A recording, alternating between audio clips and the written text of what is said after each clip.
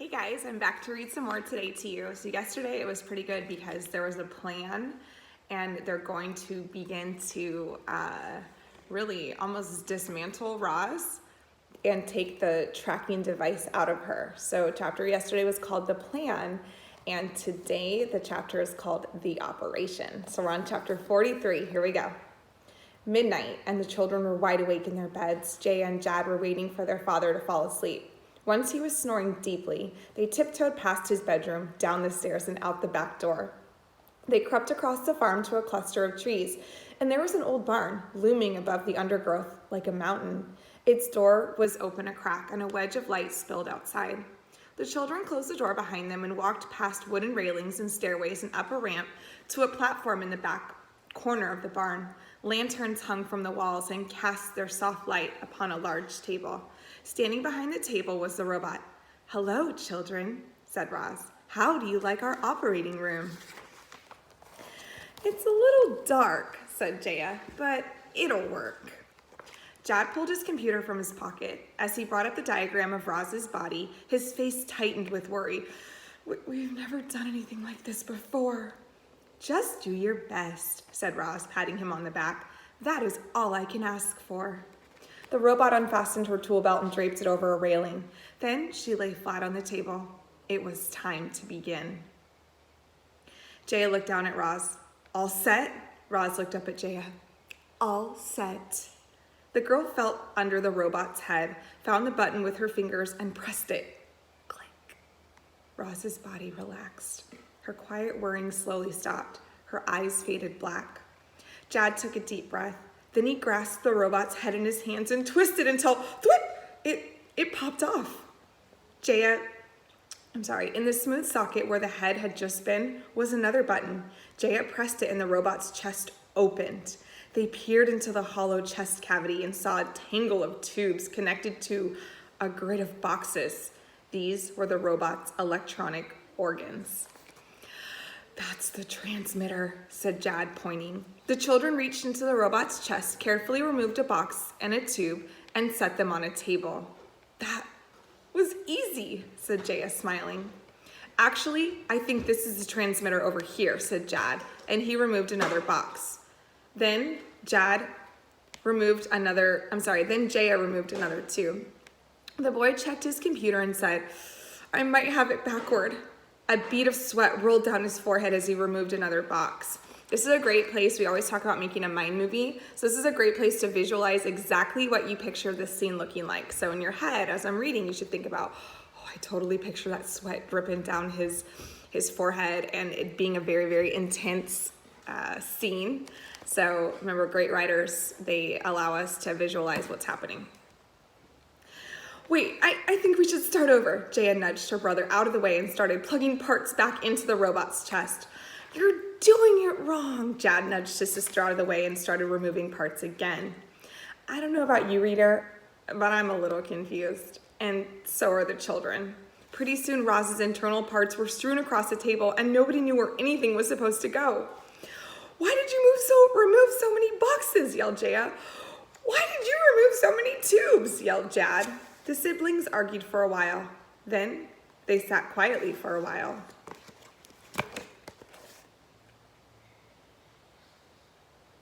So it's kind of a mess. I like Roz's head, how it's just there.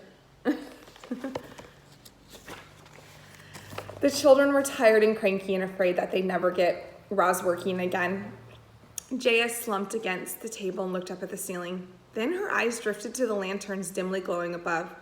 And then she had an idea. She climbed onto a wooden railing, grabbed one of the lanterns from its hook, and climbed back down. When she held the lantern close to Roz's body, Jad noticed that there were different numbers lightly etched onto each of the internal parts. Now things were starting to make sense. The children quickly removed the correct box and tube, they put the robot back together, and they turned her on. Click. Roz's body tensed. Her quiet whirring slowly started. Her eyes began to glow, but she didn't say a word. Are you okay?" said Jad. Roz pointed to her mouth. "Can you speak?" said Jaya. Roz shook her head. "She can't speak!" cried the boy. "We must have put something back in the wrong place." Children opened up Roz's body, rearranged some of her internal parts, and put her back together again. Click. Roz powered up and said, "Children, I can now speak, but I cannot move." After hours of trial and error, and with the morning light seeping into the barn, which shows us time, we know that they got there late, and if the morning light seeping in, we know that a lot of time has passed. If it's going to be morning, it's probably been hours in the middle of the night. Light was seeping into the barn. The operation was a success. Roz stood up, scanned her internal parts, and said, "Children, you did it! You removed my transmitter. Thank you so much for your help." "You're very welcome." "Oh," said Jaya, yawning. Jad checked his computer. "I can still see your signal on the map," he said. "Your transmitter is still working, so keep it close until you leave the farm." And then he stuffed the little electronic device into the robot's toolbox. "Children, there is a bit of bad news," said Roz in a serious tone. "I know you have been up all night long, but I am afraid it is time for you both to get ready for school." It's kind of silly. Chapter 44, The Patient Robot. After being trapped on Hilltop Farm for nearly a year, Roz was now free to run away anytime she liked. But without Bright Bill to guide her, she wouldn't make it far. So the robot patiently waited for spring to come and for her son to return so they could begin their long journey home together. Chapter 45, The Barn Conversations.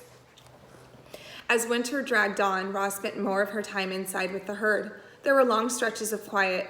The cows chewed their hay. The robot tapped the farm computer. The wind gently rattled the windows. And then someone would start talking. Someone else would chime in, and the quiet of the barn would gradually be overtaken by conversations like these. "I'm so bored." Tess was staring at the floor. "I can't wait until spring, when I can wander all through the tall grass and feel warm sunlight on my back. I just hope I don't die of boredom first." Old Annabelle snorted.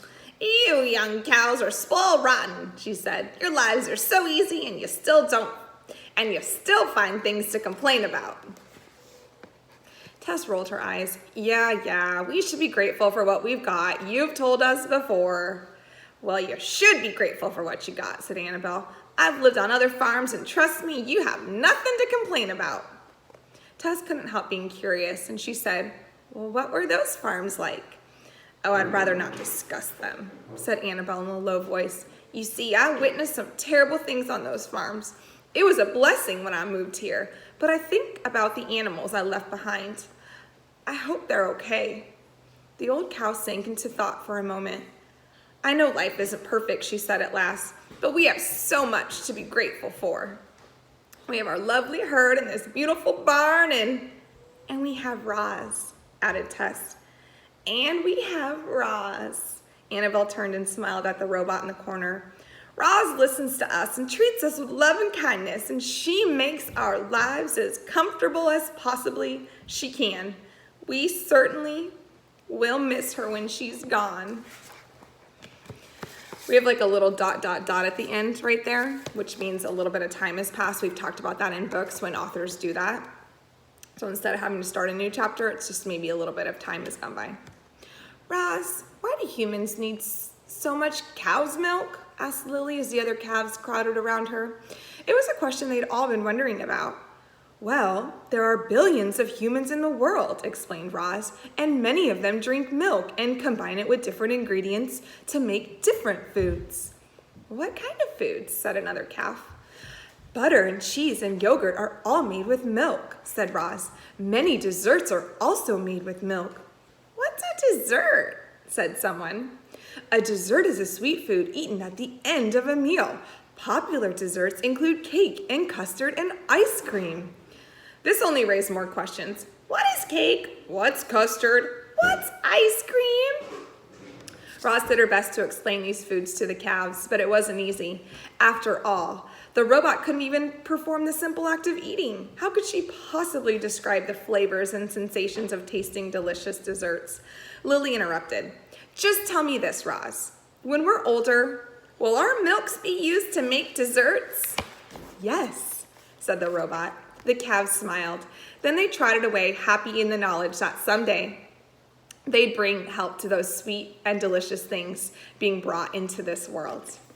"It's almost spring," said Roz to the herd. "It is almost time for me to run away, back home to the wilderness.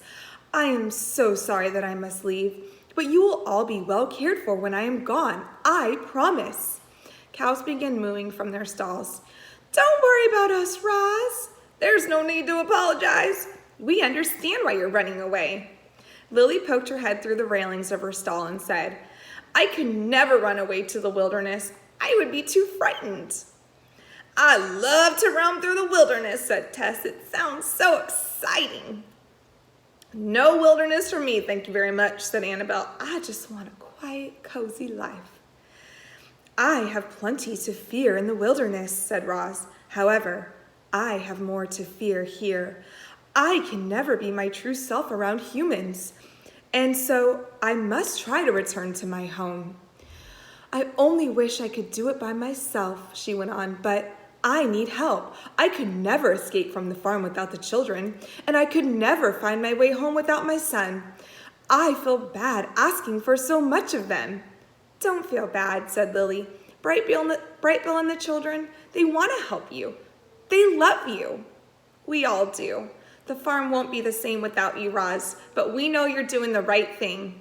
The herd agreed with Lily, and throughout the barn, cows quietly nodded their heads. Again, everyone who comes into contact with Roz, after some time, they all fall in love with her because she's just so unique and special.